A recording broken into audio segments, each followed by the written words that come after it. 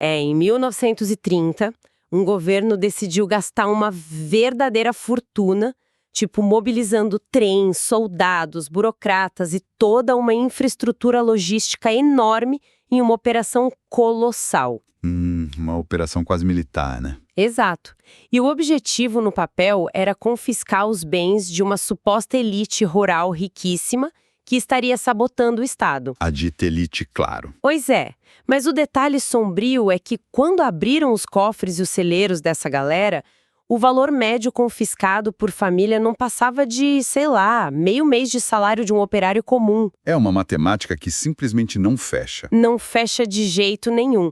É literalmente uma operação tática de guerra para roubar um cofrinho de moedas.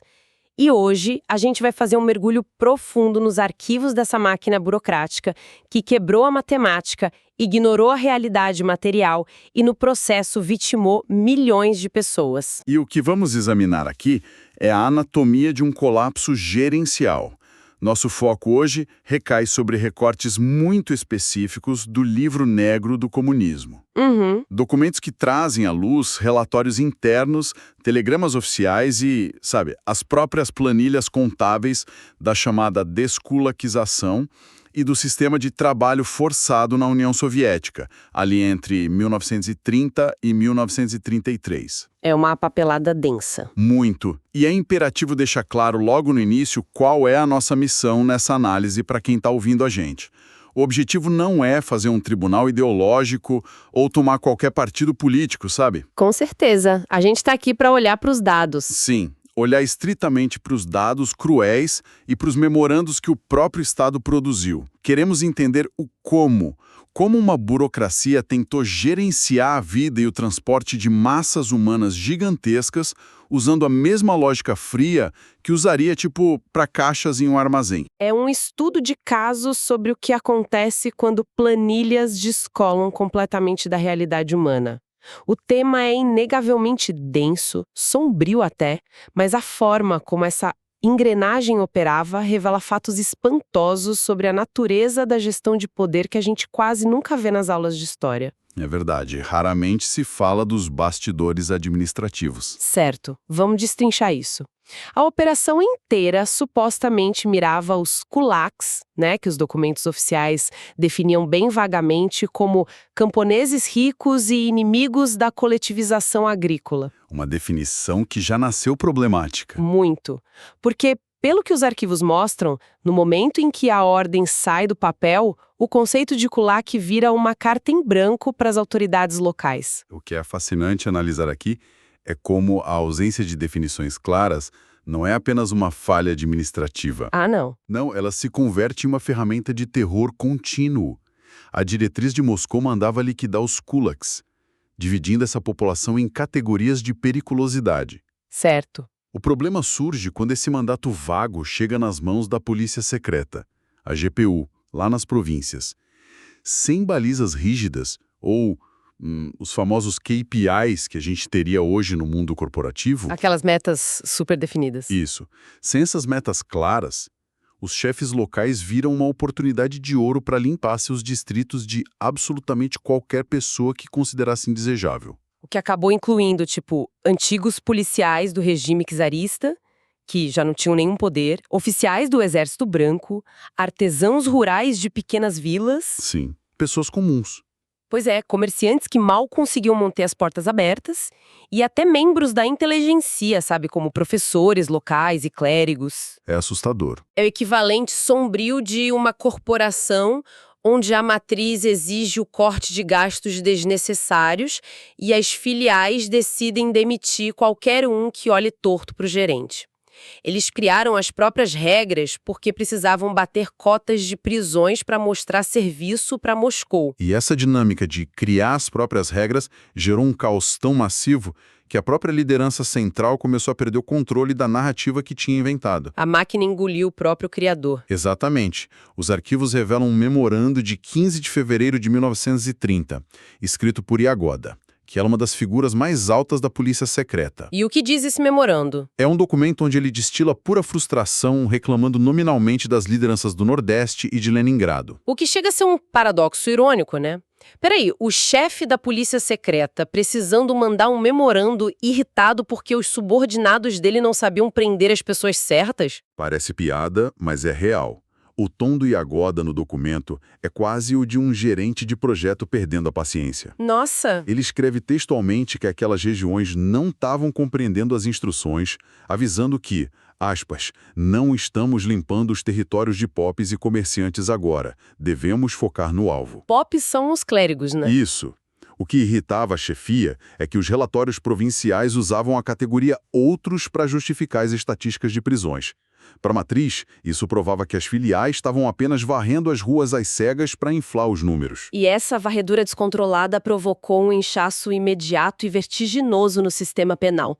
Eu fui dar uma olhada e os registros mostram que, no final de 1928, o contingente de detentos era de cerca de 40 mil pessoas. Um número já alto, mas controlável.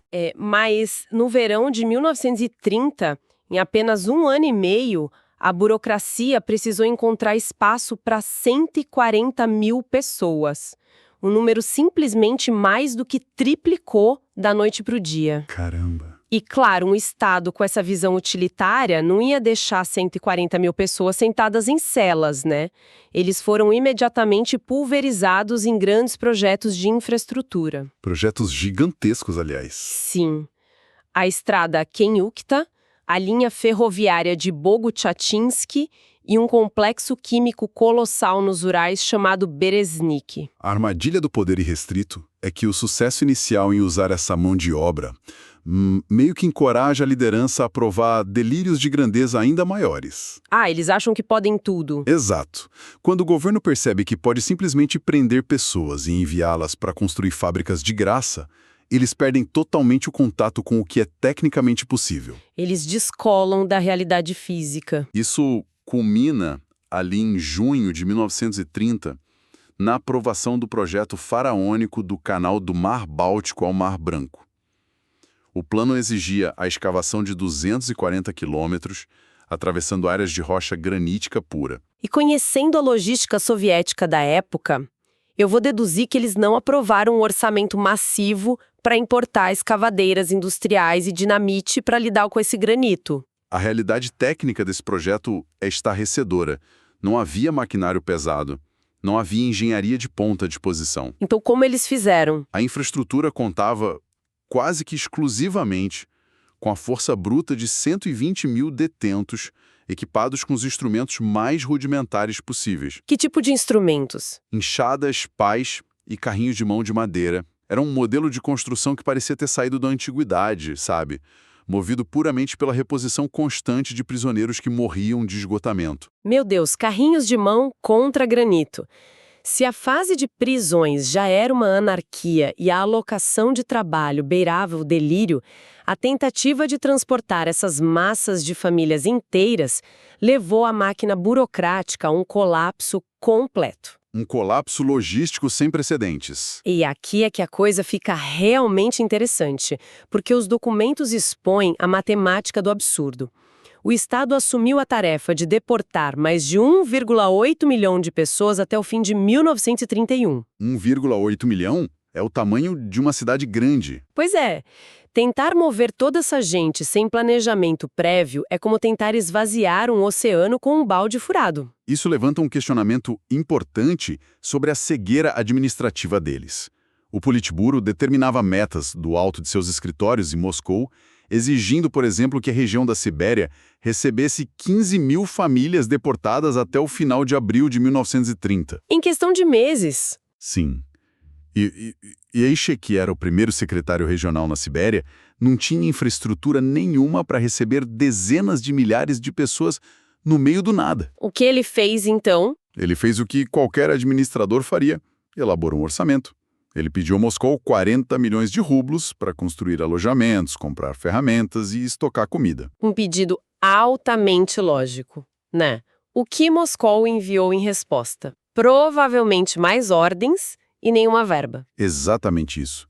Nenhuma fração desse dinheiro jamais foi enviada. Em vez de recursos materiais, Eiche recebia telegramas furiosos de Stalin afirmando que era, aspas, inadmissível. e uma falha grave não estar com tudo pronto para absorver as massas que já estavam a caminho. Nossa, a burocracia central exigia que a realidade física se dobrasse à vontade do papel. É a arrogância do planejamento central desconectado do chão de fábrica, por assim dizer. E a própria organização dos trens de deportação ilustra esse descolamento da realidade.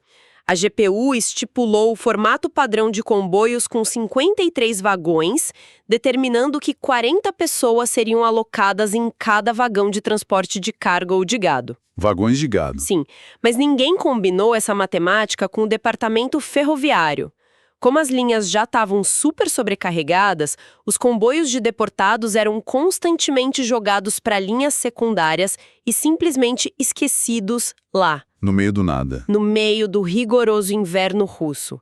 Estações em cidades como Kotlas e Vologda viraram gigantescos estacionamentos a céu aberto de trens congelados. E os arquivos revelam algo fascinante sobre a reação a esse congelamento logístico. As denúncias sobre as condições desses trens não vieram apenas de dissidentes políticos. Sério? Vieram de quem? De trabalhadores comuns, ferroviários e cidadãos locais que eram leais ao partido. Eles começaram a inundar Moscou com cartas de protesto. Eu tô perplexa que eles tiveram coragem de reclamar. Eles não aguentavam mais ver aquilo. Eles viam dia após dia vagões onde o tifo se espalhava e onde os cadáveres começavam a ser empilhados nas estações. Cartas escritas por esses cidadãos chamavam abertamente a situação de um massacre dos inocentes. Massacre dos inocentes. É porque viam que a vasta maioria sofrendo ali eram mulheres, idosos e crianças, não conspiradores políticos perigosos. E a ironia trágica é que sobreviver à viagem de trem era apenas o começo do pesadelo, né? Depois de descer nas estações na Sibéria, havia a jornada final terrestre. Que muitas vezes era a parte mais letal. Frequentemente, trechos de até 300 quilômetros montanha adentro, longe de qualquer estrada ou rio navegável. E a burocracia, na sua magnanimidade de papel, estabeleceu uma regra de que cada família tinha o direito de transportar consigo 480 quilos de provisões, roupas e ferramentas agrícolas para começarem suas novas vidas. Parece generoso no papel. Mas apenas tentem visualizar isso. Como alguém carrega meia tonelada de bagagem por 300 quilômetros sem veículos? A resposta dos relatórios locais para essa regra absurda foi o pânico imediato. As autoridades regionais calcularam que precisariam de um exército de quase 29 mil cavalos apenas para mover os deportados e suas bagagens autorizadas naquela janela de tempo. 29 mil cavalos? Onde o Estado conseguiria esses cavalos? Durante os confiscos nas vilas originais, os cavalos fortes e saudáveis eram frequentemente retidos pelas fazendas coletivas do governo. O Estado ficava com o que era bom. Claro. Os deportados eram forçados a trocar seus bons animais por pangarés esqueléticos e doentes. Cavalos que mal conseguiam ficar de pé, muito menos puxar meia tonelada por centenas de quilômetros na neve. O relatório de Tomsk, datado de março de 1930, que a gente tem no material, soa como um administrador arrancando os cabelos. O burocrata lista que não tem trenós, não tem tração animal e não tem infraestrutura viária. Um pesadelo logístico. E ele faz uma pergunta que a matriz simplesmente ignorava. Ele diz: o que fazer das crianças e dos velhos, que representam mais de 50% do contingente? E qual foi a solução de Moscou? A solução vinda de cima não foi providenciar transporte. Foi simplesmente cortar a quantidade de comida e ferramentas que eles podiam levar. A engrenagem da difusão de responsabilidade operava perfeitamente aqui. O burocrata que prendia a família não era o mesmo que a colocava no trem. Uhum. E o que gerenciava o trem não era o mesmo que a descarregava na Sibéria. Quando essas pessoas eram forçadas a marchar para o interior sem comida ou ferramentas, o Estado não estava colonizando um território. O que eles estavam fazendo, então? Estavam praticando o que os pesquisadores chamam de deportação-abandono. A liderança estava ciente de que estava sentenciando essas pessoas a morrer de inanição ou frio em florestas virgens, mas isso era registrado apenas como uma transferência demográfica concluída com sucesso no balanço final. E é exatamente nesse balanço que a gente encontra o dado mais irônico e destrutivo de todos. Toda essa infraestrutura letal, os trens, os guardas, a burocracia massiva, custava aos cofres do Estado mais de 1.000 rublos por cada família deportada. 1.000 rublos. Sim. E lembra daqueles supostos inimigos milionários que o Estado estava confiscando lá no começo? Os temíveis kulaks. Esses mesmos. A avaliação média dos bens de cada um desses kulaks rendia apenas 564 rublos em 1930. Metade do custo da operação. O Estado gastava o dobro para expropriar camponeses que, na verdade, tinham o equivalente a 2 semanas de salário de um torneiro mecânico. Economicamente, o projeto inteiro era um buraco negro. É a analogia do cofrinho que eu fiz lá no começo. E esse colapso do planejamento logístico aliado ao abandono forçado encontrou seu zênite em um incidente documentado que serve como o microcosmo definitivo da falência burocrática soviética. A ilha de Nazino. Exatamente. Um relatório enviado diretamente a Stalin em maio de 1933 detalha os eventos nessa ilha. É um dos documentos mais sombrios resgatados dos arquivos de Novosibirsk, e ele diz respeito aos chamados elementos desclassificados. Esses elementos eram pessoas varridas das ruas de Moscou e Leningrado em uma tentativa de limpar a cidade de qualquer um que não tivesse os novos passaportes internos, né? Isso, ciganos, mendigos, camponeses em busca de comida. Mais de 6.100 pessoas foram empacotadas em 2 comboios de carga e despachadas. Eles chegaram às margens do rio e foram colocados em balsas, sendo descarregados em uma faixa de terra no meio do rio, conhecida como Ilha de Nazino. E o relatório especifica as condições do desembarque.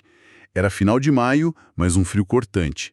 A ilha era um pedaço de terra virgem, sem uma única estrutura de madeira, sem habitação, sem abrigo natural. Um terreno baldio no meio do rio. Aquelas mais de 6.000 pessoas que já haviam passado semanas sendo transportadas com rações de fome, foram deixadas ao relento, e no dia seguinte ao desembarque, uma tempestade de neve atingiu a região. Meu Deus! O método de alimentação escolhido pelas autoridades encarregadas ilustra perfeitamente o absurdo gerencial. Como não havia fornos, padarias ou panelas, eles enviaram barcos que simplesmente atiravam sacos de farinha crua nas margens. É um cenário quase surreal.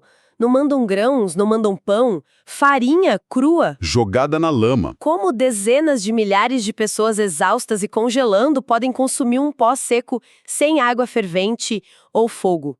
Os relatos descrevem pessoas rasgando os próprios casacos, usando chapéus como tigelas, correndo até o rio para tentar misturar a farinha com a água barrenta. E a consequência disso foi imediata. Muitas outras, desesperadas pela fome, tentavam engolir a farinha seca direto do saco e acabavam morrendo sufocadas ali mesmo na lama da margem do rio. O desespero foi absoluto. A falta total de infraestrutura e o confinamento na ilha levaram a epidemias de disenteria e, inevitavelmente, ao surgimento de casos documentados de canibalismo. Eu li isso no material e fiquei chocada. Canibalismo relatado nos arquivos oficiais. O que é profundamente perturbador sobre o relatório de Nazino é a dualidade da burocracia que o produziu. Enquanto milhares estavam morrendo de exposição e fome, as autoridades locais mantinham a contabilidade operando. Como assim? Havia funcionários designados meticulosamente para calcular os gramas de farinha alocados por cabeça e para registrar o número diário de cadáveres que precisavam ser enterrados em valas rasas. O que me deixa perplexa é como isso chega em forma de relatório para Stalin.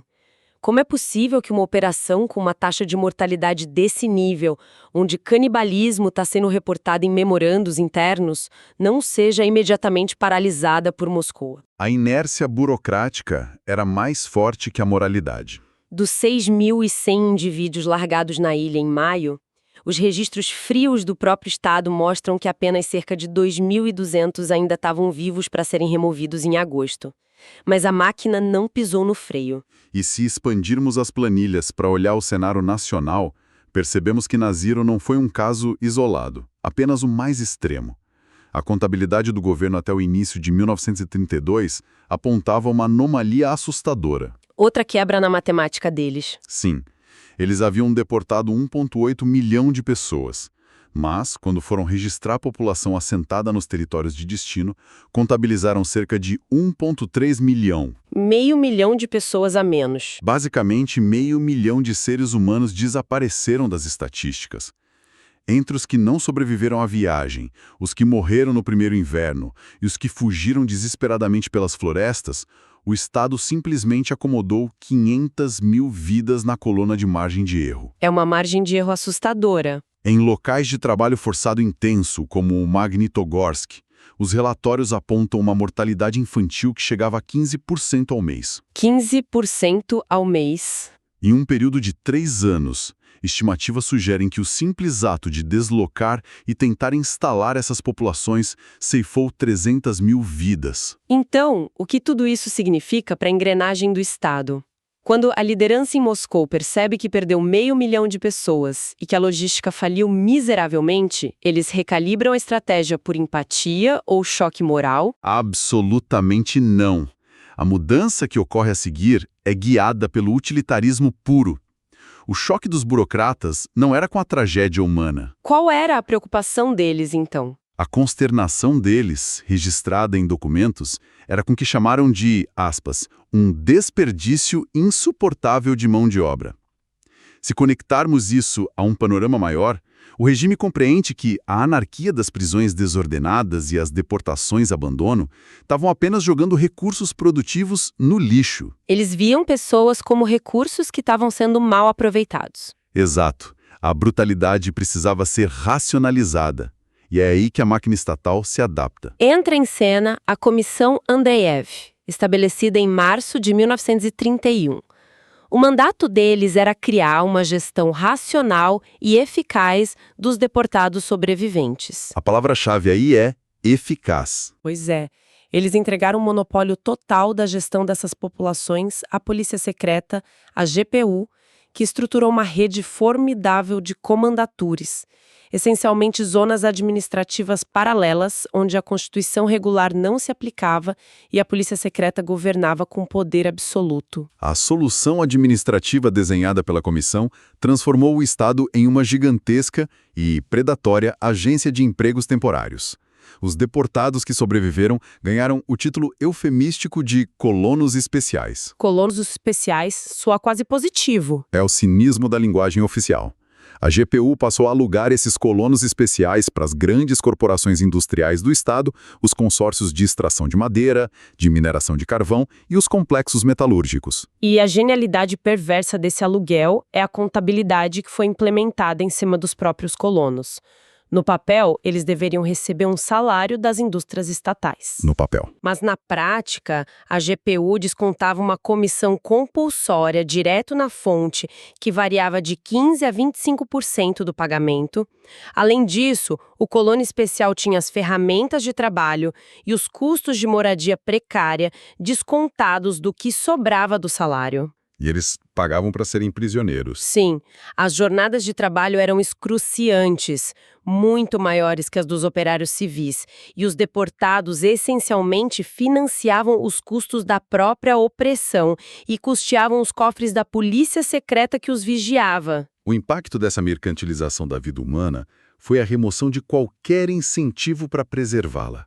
As empresas estatais começaram a enxergar esses colonos especiais como matéria-prima infinitamente substituível. E eles falavam isso abertamente? Sim. Os arquivos trazem uma citação assustadora do diretor de um consórcio de extração de madeira nos Urais. Ao ser questionado sobre as condições mortais nos acampamentos, ele simplesmente respondeu que poderiam liquidar todos os trabalhadores sem se preocupar. Por quê? Porque a GPU rapidamente providenciaria o envio de uma nova fornada de 100 mil no lugar. Deixaram de ser vistos como cidadãos marginais para se tornarem combustível puro para as caldeiras da industrialização pesada.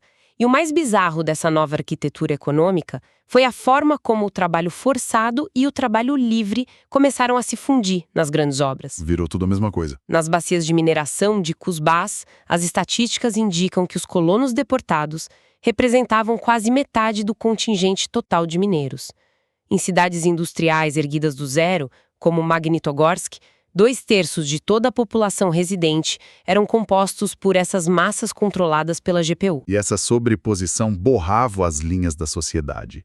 Se a grande maioria dos construtores das maravilhas industriais soviéticas era composta por prisioneiros ou colonos forçados, o próprio conceito de milagre econômico torna-se um exercício macabro de contabilidade. Com certeza. E o custo oculto desse processo de aluguel de corpos atingiu seu clímax em uma escala ainda mais trágica. O efeito dominó na agricultura, né? Isso. A consequência direta e matemática de arrancar milhões de agricultores experientes de suas terras, confiscar seus meios de produção, abandonar as famílias em florestas congeladas e converter os sobreviventes em escravos na extração de madeira e carvão, foi o colapso absoluto da capacidade de produzir alimentos no país. Estamos falando da Grande Fome de 1932 e 1933, onde as estimativas apontam para mais de 6 milhões de mortos. E como os arquivos conectam as peças, fica muito claro para quem estuda isso que não se tratou de uma seca infeliz ou de uma colheita ruim aleatória. Nikolai Bukharin, um dos intelectuais e líderes soviéticos da época, forneceu a definição mais precisa do que estava acontecendo. Ele chamou todo esse processo de uma exploração feudal militar do campesinato. Exploração feudal militar? Era um sistema de pilhagem. A agricultura inteira de uma nação foi metodicamente estrangulada para financiar, a qualquer custo de vidas humanas, a construção acelerada de um parque industrial voltado para o Estado. A fome em massa foi o preço pago pelo aço de Magnitogorsk e pelos canais do Mar Branco. A gente fez um longo caminho através dos arquivos hoje. Começamos observando como as ordens vagas e a busca por cumprir cotas geraram uma rede de prisões anárquicas e arbitrárias, enchendo os vagões de trens com as pessoas erradas. Daí vimos a matemática implodir quando os orçamentos não cobriram a logística de transporte, resultando na deportação-abandono, largando centenas de milhares sem comida e sem meios de transporte, como a tragédia indescritível das margens de farinha crua em Nazino. Foi um desastre em câmera lenta. E finalmente presenciamos o Estado reciclar o seu próprio desastre, embalando o extermínio desorganizado em um sistema organizado de agenciamento de mão de obra letal, esvaziando os campos para erguer indústrias e pavimentando o inevitável caminho para uma das piores crises de fome do século. É pesado. A jornada através desses registros nos impele a uma reflexão muito mais profunda sobre a mecânica do poder. O que você quer dizer? Se observarmos de perto, o que assusta não é o caos em si, mas a ordem meticulosa que o acompanhava. O aparato do Estado era perfeitamente capaz de documentar as próprias falhas. Os auditores e escriturários registravam com precisão matemática a quantidade irrisória de riquezas confiscadas. Eles sabiam de tudo? Sim, eles listavam a falta exata de cavalos adequados em Tomsk, calculavam os míseros gramas de farinha em Nazino e contavam diariamente os cadáveres que se acumulavam nas florestas. A tragédia estava perfeitamente mapeada em linhas e colunas. Tudo documentado? E o que isso nos ensina é fundamental. Uma burocracia eficiente na captação de dados pode coexistir de mãos dadas com uma atrocidade moral completa. Nossa! Fica a pergunta para quem está acompanhando a gente. Será que uma simples planilha gerencial, um relatório de métricas cego quando totalmente esvaziado de empatia humana e isolado da realidade no chão, pode se tornar uma ferramenta de destruição tão ou mais letal que uma arma de fogo engatilhada? Uma provocação excelente que resume a lição dos arquivos. Os números e relatórios que governam a rotina administrativa não são neutros, né?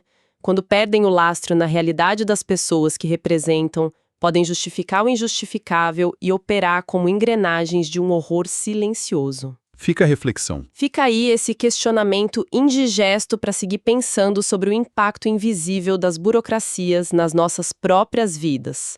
Agradecemos muito pela companhia da nossa audiência ao longo dessa exploração profunda nos documentos e até a próxima análise.